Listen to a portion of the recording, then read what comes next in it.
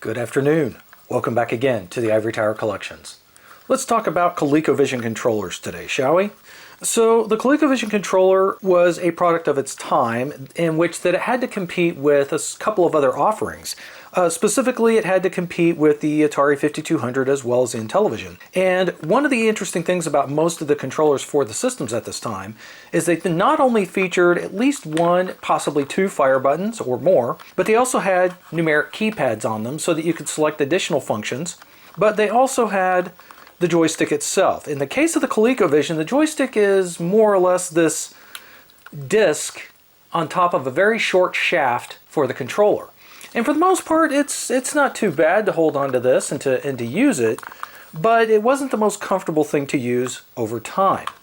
Now there are some small modifications you can make to these controllers. As you see here, I've actually added a ball top to this one. It doesn't prevent the short throw that the controller has, but it does allow it to be more comfortable to hold when you're playing it.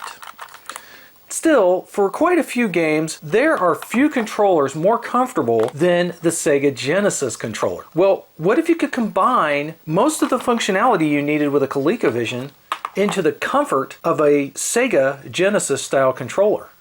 Well, you can. Introducing the RuggerPad. This is actually designed and created by Jimmy over at Ruggers Custom, and it is exactly what it looks like. It is a Sega Genesis 6-button controller that features a brand new PCB inside that's been designed and laid out to function and be compatible for use with a ColecoVision. So in this particular instance, you get a nice, comfortable controller with a standard D-pad type layout that's, considered to have one of the greatest D-pads on it, arguably, and has quite a bit of the functionality for the numeric keypad also programmed into these buttons. Now, obviously, given the limited number of buttons on a controller like this, it doesn't have every keypad function, but it has most of the ones you would need. So as an example, there's actually a little map on the back of the controller that sort of lays this out, that tells you how everything's been laid out. But essentially, in addition to the directional pad itself, the start button in the middle actually acts as button 1, which makes perfect sense because a lot of games just require you to use button 1 on the ColecoVision controller. The X button up here acts as button 2, and then the Y button up here acts as keypad button 5, and then the Z and C buttons over here act as your asterisk and pound sign buttons. And then the A and B buttons act as your primary fire and second fire buttons on the controller. By the way, the mode button on the 6-button controller also has a function, and it is actually doubling as the 0 button. So yeah, 1 is activated with start, 2 button is X, the 5 button is Y, asterisk and pound or hash are done with the Z and C buttons, primary fire 1 with A button, primary fire 2 with the B button, and the 0 button with the mode button here. Yeah, this is another really good alternative controller, I think, for using with ColecoVision. I'll show you here in a little bit. We'll demonstrate checking it out. So let's get to it. I now have my ColecoVision connected up here, and the way that I have this configured is we'll be able to see the game on both my small little monitor over here via Composite and on my larger LCD display up here via RGB output. I have the RuggerPad connected up here. One other thing that's really cool about this controller is because it is a Sega Genesis style controller, it's got a fairly long controller cable on it. Much longer than what the original controllers from the ColecoVision can afford you because they, of course, have these coiled cables on them. Let's go ahead and power on my ColecoVision here. And let's see, we'll take a look. I'll keep the pad out like this, and let's see, what's a good one to play?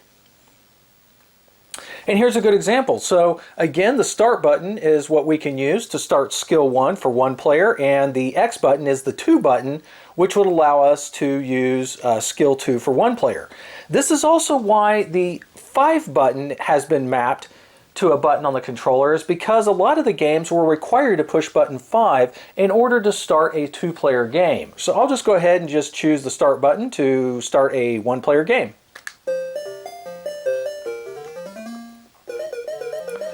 So yeah, it controls and handles very well.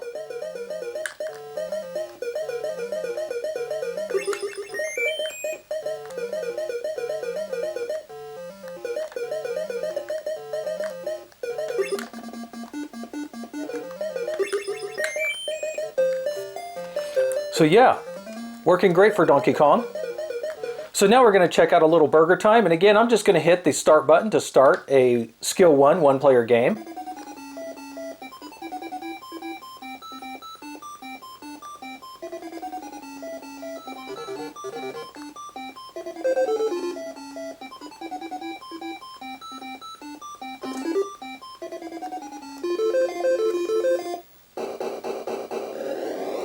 Works really well with the game hero. Makes it easy to push the second button to drop your dynamite as needed and to control your character quite easily.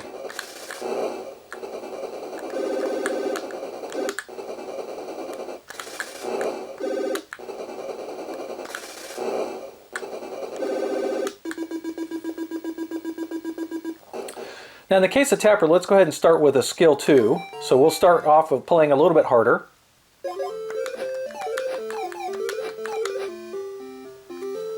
But in the case of Tapper, this is a game where you really need to have quick control and good action.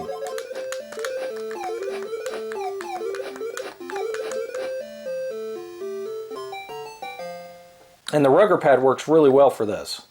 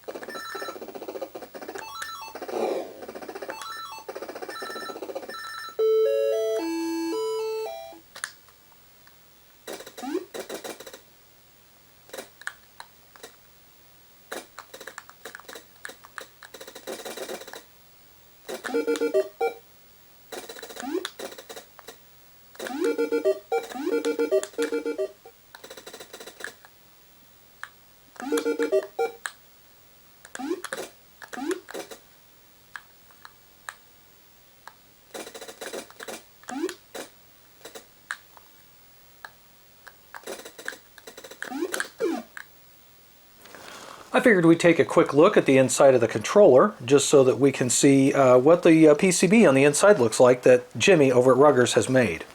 So I'm just going to use a small Phillips head screwdriver here to take out the screws on the bottom. And again, I really like the foil printing and labels that Jimmy has added.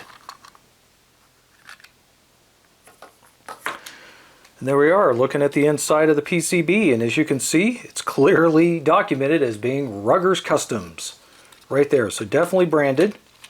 So we'll go ahead and carefully remove the mode button here.